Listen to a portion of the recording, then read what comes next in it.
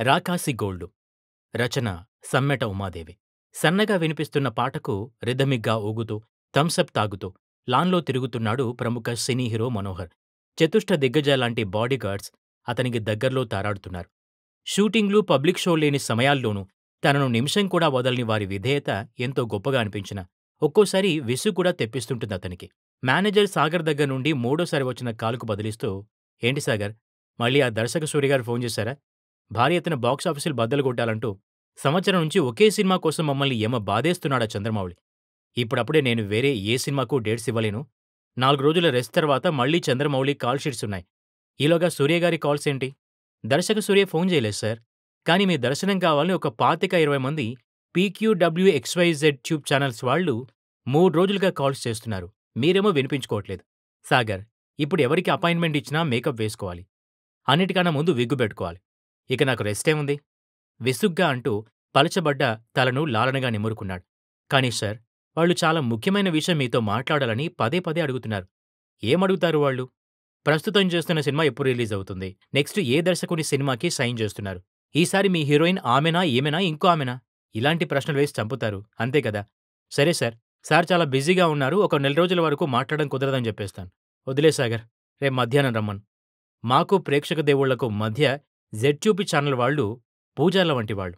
వీళ్ళని ప్రసన్నం చేసుకోకపోతే ఆగ్రహించి రాక్షసులైపోతారు. వాళ్ల పదునైన గోళ్లతో మమ్మల్ని చీల్చి చెండాడేస్తారు. ఇంతటి అంతర్జాతీయ ఖ్యాతి ఉన్న హీరో కూడా జెడ్ట్యూబ్ ఛానల్స్ వాళ్ళంటే ఇంత భయపడతారా అని సాగర్ ఆశ్చర్యపోయాడు. తనకు ఫోన్ చేసిన వాళ్ళందర్నీ మర్నాడు మధ్యాహ్నం రమ్మని చెప్పాడు. లాన్లో కుర్చీలు వేయించి టీ, స్నాక్స్, కూల్ డ్రింకులు ఏర్పాటు చేశాడు. గమ్మత్తుగా ఛానల్స్ వాళ్ళెవ్వరూ ఎప్పుడూ ఉపయోగించే భారీ వాహనాల్లో రాలేదు. కొందరు కార్లలోనూ, టూ వీలర్స్ పైన వచ్చారు. ఎవరి చేతుల్లోనూ ఛానల్స్ యాంబ్లం ఉన్న కెమెరాలు, మైకులు కూడా లేవు. మఫ్టీలో ఉన్న పోలీసుల్లా నిశ్శబ్దంగా వచ్చారు. సాగర్, అతని బృందం ఎందుకైనా మంచిదని వాళ్లందర్నీ క్షుణ్ణంగా పరీక్ష చేశాకే లోపలికి అనుమతించారు. సార్, వాళ్ళెవరూ వాళ్ల ఆఫీస్ వాహనాల్లో రాలేదు. పొబాగా అంటే మొదటి బాడీగార్డ్ చిన్నగా చెప్పాడు. సార్, వాళ్ళు కెమెరాలు, మైకులు లేకుండా వచ్చారు. ఇది కొంత వింతగా ఉంది. గుసగుసగా చెప్పాడు రెంబాగా అంటే రెండవ బాడీగార్డ్. హమ్మయ్య, నాకు ఆ లైట్లు, కెమెరాలు, మైకులంటే విసుగొస్తున్నది. అవేమీ లేకుండా రావడం కంటే ఇంకేం కావాలి అన్నాడు. అతని పరివారం బాడీగార్డ్స్ ఆ చుట్టుపక్కలే తచ్చాడుతూ ఉండగా మనోహరంగా వచ్చి కూర్చున్నాడు. పరస్పర పలకరింపులయ్యాక, సార్, మీతో ఏకాంతంగా మాట్లాడాలి అన్నారు వాళ్ళు. మనోహర్ ఆశ్చర్యపోతుండగా కరిమబ్బులు కమ్ముకున్నట్టు అతని బాడీగార్డ్స్ మరింత చెరువుగా వచ్చి నిలిచారు. నాకు మా వాళ్లకి మధ్య రహస్యాలే ఉండవు. మీరు స్వేచ్ఛగా మాట్లాడవచ్చు. అంతే. జెడ్ట్యూబ్ ఛానల్కు చెందిన వ్యక్తులందరి కళ్ళు కెమెరా లెన్స్లా ముందుకు పొడుచుకొచ్చాయి. వాళ్లందరి చేతులకు గోర్లు బాగా పెరిగిన 25-30 బొటనవేళ్లున్నాయి. అకస్మాత్తుగా ఎక్స్ ఛానల్ ఆయన, ఏం మాట్లాడమంటారు హీరోగారు, మీరింత పని చేస్తారనుకోలేదు. గుత్తుల వేళ్ల చేతులతో ముఖం కప్పుకొని బావురుమన్నాడు. అయ్యో, నేనేం చేశాను? ఎందుకలా ఏడుస్తున్నారు? మన హీరోగారు మహా కంగారు పడ్డారు. నిజం సార్, మీరంటే మాకెంతో అభిమానం. మమ్మల్ని ఇలా అన్యాయం చేస్తారనుకోలేదు. 2 చేతులకు గుత్తులుగా ఉన్న బొటనవేళ్లతో గుండెను బాదుకున్నాడు వైట్ ఛానల్ ఆయన. అన్నని బొటనవేళ్ల గుత్తుల్ని చూసి బెదిరిపోయాడు మనోహరుడు. సార్, మీరు మా అందరికీ అన్నం పెట్టే దేవుడనుకున్నాం. కాని మా కడుపులు కొడతారనుకోలేదు. క్యూ ఛానల్ ఆయన 40 బొటనవేళ్లతో మెటికలు విరిచాడు. హీరో గాబట్టి గుంబనంగా ఉన్నట్టు నటిస్తున్నాడు గాని, వారికున్న కెమెరా లెన్స్ కళ్ళు, గుత్తుల బొటనవేళ్లు, వాటికున్న రాకాసి గోళ్లు చూసి మానవ మాతృడైన మనోహర్ దడుచుకుండా ఎలా ఉంటాడు? వాళ్లు వేస్తున్న నిందలకు, ఆరోపణలకు బాడీ మండిన బాడీగార్డ్స్ మాత్రమే కాక, అక్కడున్న అతని పరివారమంతా కోపంతో రగిలిపోతున్నారు.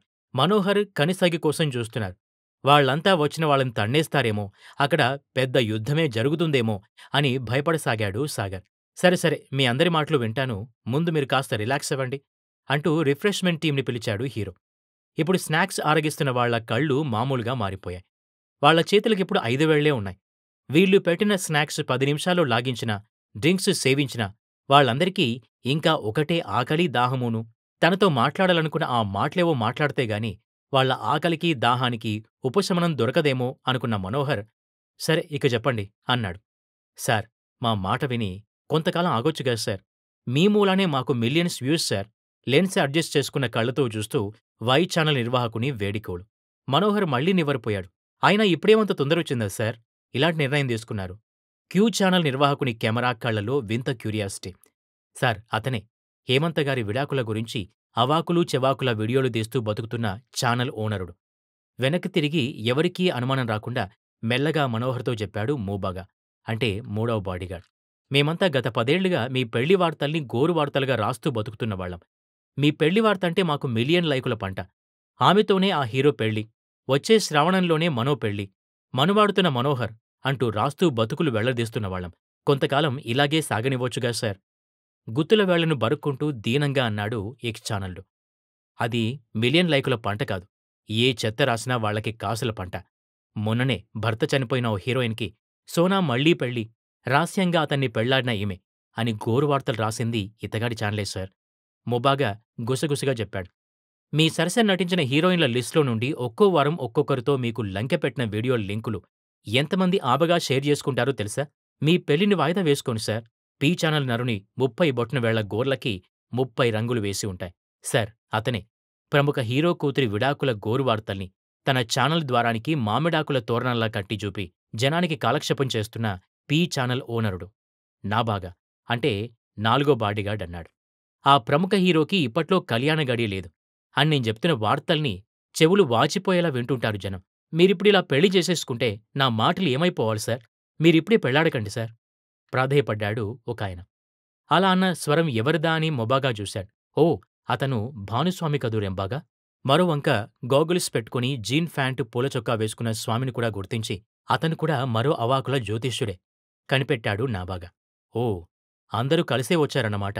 వీళ్లంతా తమ హీరోకి ఏదైనా ప్రమాదం తలపెట్టలేదు కదా అనుకుంటూ మరింత అప్రమత్తమై సీసీ కెమెరా విభాగానికి కొన్ని అత్యవసర సూచనలు చేశారు.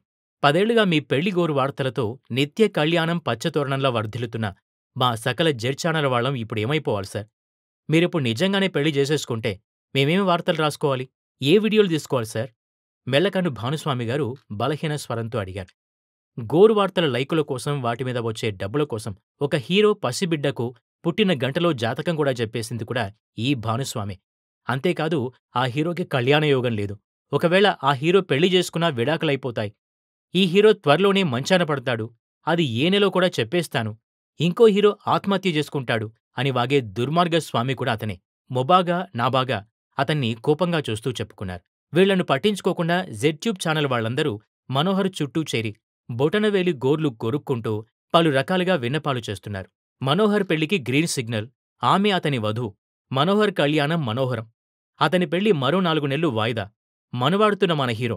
ఇలాంటి వార్తల వీడియోలతో వేల వ్యూలు పొందుతూ 4 రాళ్లు సంపాదించుకుంటూ బతికేస్తున్న బడుగు జీవులం. మమ్మల మన్నించి మను వాయిదా వేసుకొనుమా. వాళ్లంతా బొటనవేళ్ల గోర్లు చూసుకుంటూ గోముగా వేడుకుంటున్నారు. మనోహర్ మాత్రం ఇంకా అయోమయం నుంచి తేరుకోలేకపోతున్నాడు. వీళ్లంతా అకస్మాత్తుగా మిడతల దండులాగా మనోహర్ దగ్గరికి రావడానికి కారణం ఏమిటా అని ఆలోచించాడు ముబాగా.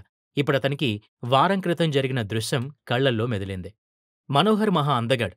మంచి శరీర సౌష్ఠవం, చక్కటి నవ్వు, హావభావాలు ధీటుగా పలికించగల నటనతో 15 ఏళ్లుగా తెలుగు చిత్రసీమలో తిరుగులేని హీరోగా వెలుగొందుతున్నాడు. నిర్మాతలకు కాసుల పంట పండించే హీరో మనోహర్. దర్శకుల ప్రతిభకు పట్టం కట్టిన నటన అతనిదే. కాని 15 ఏళ్లకి ఇప్పటికీ పరిస్థితులు చాలా మారాయి. ఒకప్పుడు పచ్చగా పండిన వరిచేన్లా ఉండేది అతని జుట్టు. ఇప్పుడది ఆకులు రాలిన అడవిలా ఉంది. అందుకే చెదురుమదురుగా ఉన్న అతని జుట్టుని గుబురు గుబురుగా కప్పెట్టే విగ్గు లేకుండా అతను బయటకు రాలేడు. అతని పెళ్లి గురించి అభిమానుల ఆత్రమే కాని విజయ్ దుందుభి మోగిస్తూ జైత్రయాత్ర సాగిస్తున్న అతను తన కళ్యాణానికి మాత్రం కాల్ షీట్స్ ఇవ్వలేకపోతున్నాడు. 40వ పడిలోకి అడుగెడుతున్న అతనికింకా పెళ్లి కాలేదని కన్నతల్లి మాత్రం తెగ కలవరపడిపోతున్నది. అర్ధశతం సినిమాలు పూర్తి చేశావు. ఇకనన్నా పెళ్లి చేసుకోరా నాన్నా అంటూ శతపోరింది. అతను మాత్రం ఈ సినిమా అవగానే చేసుకుంటాను, ఆ సినిమా అవగానే చేసుకుంటాను అంటూ దాటవేస్తున్నాడు. ఒక్కో సినిమా 2-3 ఏళ్లు తీస్తూ, ఒక్కో సినిమాకు 2-3 సీక్వెల్స్ తీస్తూ ఆ దర్శక నిర్మాతలు నిన్ను ఆజన్మ బ్రహ్మచారిగా నిలబెడుస్తున్నారా మను. మనవాడ్రా తండ్రి. ఈసారి మాత్రం నా మాట వినుకుంటే నిరాహార దీక్ష చేస్తాను అని పట్టుబట్టింది సుమాంజలీదేవి. సరేనమ్మా, ఓ 3 నెలల్లో చంద్రమౌళి సినిమా అయిపోతుంది. అప్పుడు తప్పక పెళ్లి చేసుకుంటాను అన్నాడు. సుమాంజలీదేవి పరమానందంగా పరివారమందరికీ పరమాన్నం, గారెలు వండిపెట్టింది. పరమాన్నం తిన్నవాడొకడు పరవశంగా పరుగులు పెట్టి జెడ్ స్పీడ్లో జెడ్ ట్యూబ్ వాళ్లకొకళ్ళకి ఈ పెళ్లి నిర్ణయ విషయం చెప్పేశాడు. మనోహర్ పెళ్లి వార్త పొగలా వ్యాపించి వీక్షకుల చుట్టూ షికార్లు చేసింది. అంతే, జెడ్ ఛానల్ వాళ్ల గుండెల్లో కొండచర్యలు విరిగిపడ్డాయి. బాధతో ఛానళ్ల కెమెరాల కళ్ళు మూసుకుపోయాయి. గాలి వార్తలతో గోల చేసే వారి మైకులు మూగపోయాయి. ఆదరా బాదరాగా ఆంతరంగిక సమావేశాలు జరిగాయి. ఆగ మేఘాల మీద గోరువార్తల బృందం వారు మనోహర్ చుట్టూ చేరి ఆగాలి ఆగాలి, ఆగమంటే ఆగాలి, పెళ్లాడకుండా ఆగాలి అని గారాలు గొనుస్తున్నారు. వచ్చిన కొందరి కళ్ళు ఫ్లాష్ లైట్లలా వెలుగుతూ ఆరుతున్నాయి. మరికొందరు తమ పిడికిట్లో గుత్తులు గుత్తులుగా ఉన్న బొటనవేళ్లను దాచుకోలేక గుండెల మీద పొట్ట మీద కొట్టుకుంటున్నారు. సార్, వాళ్ళందరికీ చురకత్తులాంటి గోళ్లున్నాయి. మీరు అనుమతిస్తే నేరికట్టలు తెచ్చి వాళ్ళ గోళ్లు కత్తిరించి పంపిస్తాం. మొబాగా, రెంబాగా, మూబాగా, నాబాగా మనోహర్ ముందు రహస్య రంకెలు వేస్తున్నారు. పిచ్చి బాగాలు, రాల్న జుట్టు మళ్ళీ రాకపోవచ్చు. అందుకు నా తల్లే నిదర్శనం. కాని మన శరీరంలో మళ్ళీ మళ్ళీ పెరిగేది గోర్లే. మీరు కత్తిరించి పంపినా అవి మళ్ళీ పెరుగుతాయి. దానికి వాళ్ళ గోర్లే సాక్ష్యం. తల నిమురుకుంటూ అన్నాడతను. అంటే ఇప్పుడేమంటారు సార్? పెళ్లి చేసుకోకుండా ఇలా ఉండిపోతారా? ముబాగా దెబ్బతిన్నవాన్లా అరిచాడు. ఏవైనా సరే, మీ అమ్మగారి కోరిక తీర్చాలి సార్ మీరు. మా సార్ తప్పకుండా పెళ్లి చేసుకుంటారు. నాబాగా ఘాటుగా అన్నాడు. ఇక మూబాగా ఆగలేకపోయాడు. ఆవేశంగా వాళ్ళ వైపుకి తిరిగాడు. అయినా మా సార్ పెళ్లి చేసుకుంటే మీకెందుకు, చేసుకోకపోతే మీకెందుకు? మొన్నటికి మొన్న 60 ఏళ్లు దాటిన హీరోయిన్‌కి మళ్ళీ పెళ్లి అన్న గోరు వార్త మీ ఛానల్లో జూపారు. ఆ జంట విడిపోయారు. ఈ జంట కూడా విడిపోతారంట అంటూ ఘోరమైన గోరు వార్తలు బోలెడు గుప్పిస్తున్నారు. ఎవరు విడాకులు తీసుకుంటే మీకెందుకు, కాపురాలు చేసుకుంటే మీకెందుకు? అసలు ఇలాంటి వార్తలు ప్రసారం చేయకుండా మీరు ఉండలేరా? రౌద్రంగా అడిగాడు. బాబూ బాగాలు, విత్తు ముందా చెట్టు ముందా అన్న సామెతకు జవాబింకా తేల్లేదు. అలాగే ప్రేక్షకులు ఏం చూస్తున్నారో అవే తీస్తున్నాం అని దర్శక నిర్మాతలు ఏం తీస్తున్నారో అవే చూస్తున్నాం అన్న ప్రేక్షకుల సమర్థింపులకు ఇప్పటికీ ముగింపు లేదు. ప్రస్తుతం ప్రపంచమంతా తలవంచుకు బతుకుతున్నది. సినిమాలన్నా కేవలం 2 గంటల్లో ముగిసిపోతాయి. మిగతా 22 గంటలు పిల్లలు, పెద్దలు అందరూ అరచేతుల్లో ఫోన్లు పెట్టుకుని తలవంచుకుని చూస్తున్నది మేం ప్రసారం చేసే గోరువార్తలే. గోరువార్తలు ఘోరంగా ఉండక గోరుముద్దల్లా ఉంటాయా?